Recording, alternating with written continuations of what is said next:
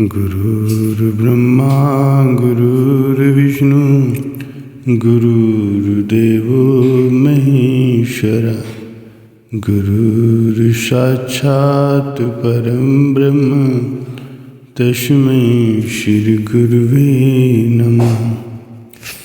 सौभाग्यशाली गुरुमुख सज्जन मंडली, अपने नेत्रों के सम्मुख विराजमान श्री 108 श्री सतगुरुदाता दयाल जी महाराज जी के पवित्र पावन श्री दर्शनों को अपने मन मंदिर में बसाते हुए मीठे व ऊंचे स्वर में मिलकर बोल जयकारा बोल मेरे श्री गुरु महाराज की जय।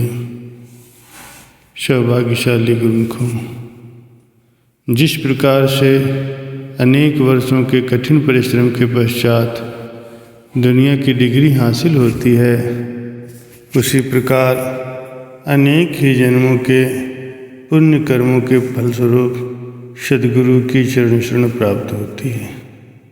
इतनी कठिनाई और परिश्रम से हाथ में आई हुई इस चीज़ की संभाल करने वाला ही समझदार होता है, क्योंकि ये वो अनमोल वस्तु है जो राजा महाराजाओं के खजाने मिल जाने पर भी प्राप्त नहीं हो सकती। वो कौन सी वस्तु है? धनी धर्मदास जी अपनी वाणी में इस प्रकार से लिखते हैं, भक्ति प्रभाव मिटी सकल धर्मदास की पीर, कोटि जन्म के पुण्य से सतगुरु मिले कबीर। फरमाते हैं कि भक्ति के प्रभाव से मेरे हृदय की पीड़ा का अंत हो गया है। ये भक्ति संत सद्गुरु परम संत श्री कबीर साहब जी की चरण शरण मिलने से और उनकी सेवा करने से प्राप्त हुई है। भक्ति ही सर्वोत्तम संपदा है। गुरुमुख प्रायः यही विनती करते हैं, भक्ति दान मह दीजिए गुरुदेवन के देव, और नहीं कुछ चाहिए निश दिन तुमरी सेव। भक्ति के कई अंग हैं, जिनमें से मुख्य अंग है सेवा। कहते हैं कि गुरु की सेवा ही गुरु भक्ति है। ये कोई विरला ही जानता है। फरमाते हैं कि गुरु सेवा ही गुरु भक्ति है। जिन्होंने स्वयं गुरु घर की सेवा करके लाभ उठाया है, उन गुरुमुखों की अनुभवी वाणियाँ इस सत्य की पुष्टि करते हैं। सेवा से मनुष्य का अंतःकरण शुद्ध हो जाता है और उस अंतःकरण में ही ज्ञान का प्रकाश होता है। किसी ने क्या ठीक ही कहा है, मृत्यु लोक में कल्प वृक्ष हैं सतगुरु दातार, पूरी हो मुरादें सभी जो आए श्रद्धाधार। भक्तों की पथ हैं रखते देते बिगड़ी सवार, लोक परलोक के उनके बन जाते हैं जिम्मेवार। वक्त के संत सद्गुरु समय समय पर कोई न कोई ऐसी रचना रचा देते हैं जिससे सेवकों को सेवा की अनमोल संपदा प्राप्त होती रहती है। उनका जग में आने का प्रयोजन सफल हो जाता है। इसीलिए सेवक को सदैव सेवा की ही मांग करनी चाहिए। बाकी चीज़ें तो सेवक के पीछे स्वतः ही चली आती हैं। यहाँ तक कि तीनों लोकों के स्वामी सद्गुरु भी सेवा से रीझ कर अपने सेवकों के वश हो जाते हैं। गुरबाणी में वर्णन आया है, सेवा करत होय निष्कामी, तिसको होत परापत स्वामी। निष्काम सेवा करता हुआ सेवक एक दिन अपने स्वामी से जा मिलता है।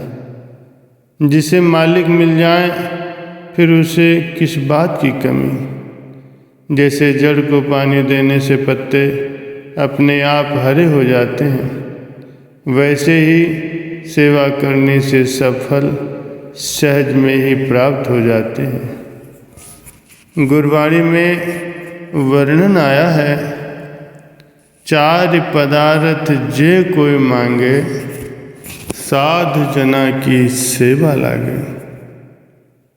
संतों की सेवा करने से चार प्रकार के पदार्थ मिलते हैं, जिनमें लोक परलोक के सभी सुख आ जाते हैं। जिस सेवा से भक्ति की प्राप्त हो जाए, उस सेवा की तो गुरुमुखों को सदैव ही मांग करती रहनी चाहिए। पुनः वर्णन करते हैं, सतगुरु सेवै ता सुख पावै, नाहि तो जगिया जन्म गवाई। महापुरुषों की सेवा करने से ही सच्चे आनंद की प्राप्ति होती है, नहीं तो जन्म अकारत ही चला जाता है। जो गुरु की सेवा किए बिना भक्ति की मांग करता है, वो तो केवल पानी का ही मंथन करता है, जिससे कोई भी लाभ प्राप्त नहीं होता, अपितु समय ही नष्ट होता है। सेवक को सेवा की दात को सद्गुरु की विशेष अनुकंपा व उनका दिव्य प्रसाद समझना चाहिए। श्री गुरु नानक देव जी महाराज जी ने भाई लहणा जी के सिर के ऊपर गीले घास का गट्ठा रखवा दिया। गुरु साहिब जी की धर्मपत्नी ने कहा कि महाराज, यह आपने क्या किया है? इनके तो बहुमूल्य रेशमी कपड़ों को कीचड़ से आपने लथपथ कर दिया। गुरु साहिब जी ने फरमाया कि हमने तो इन पर वो रंग डाला है जो जन्म जन्मांतरों तक भी नहीं उतरेगा। ये कीचड़ के छींटे नहीं हैं, अपितु केसर के छींटे हैं, जिसका भेद समय आने पर ही पता चलेगा। संतों की मौज को आम जीव भला कैसे समझ सकता है?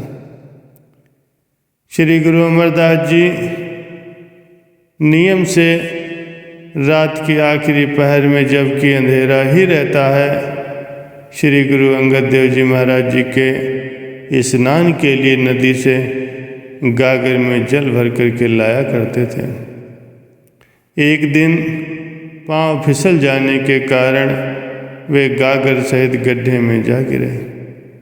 आवाज़ सुनकर वहाँ समीप ही रह रही जुलाहिन के मुख से अनायास ही ये निकल पड़ा कि ये कोई और नहीं, अमरू निथावा ही होगा। लेकिन गुरु साहिब जी ने फरमाया, ये अमरू निथावा नहीं है, ये तो बेसहारों का सहारा है, बेआसरों का आसरा है और सृष्टि का मालिक है। उनकी निष्काम सेवा से प्रसन्न होकर गुरु साहिब जी ने उन्हें अनेक वरदान दे डाले। इसीलिए सद्गुरु की सेवा को अनमोल संपदा समझकर हमें गुरु की हित चित से सेवा करनी चाहिए, क्योंकि ये अनमोल संपदा तो सद्गुरु उन्हें प्रदान करते हैं जिन पर उनकी कृपा उतरती है। जिन गुरुमुखों को गुरु घर की सेवा प्राप्त हो जाए, उन्हें अपने भाग्यों की सराहना करनी चाहिए। गुरु दर की जो सेवा मिल जाए, उसे हित चित से करके अपने जीवन में लाभ प्राप्त करना चाहिए और नित्य ही सेवा की मांग करते हुए नवीन उत्साह और जी जान से उसे करते हुए अपने मालिक की प्रसन्नता प्राप्त करना चाहिए और अपने जन्म को सकारित करना चाहिए। बोलो जयकारा बोल मेरे श्री गुरु महाराज की जय।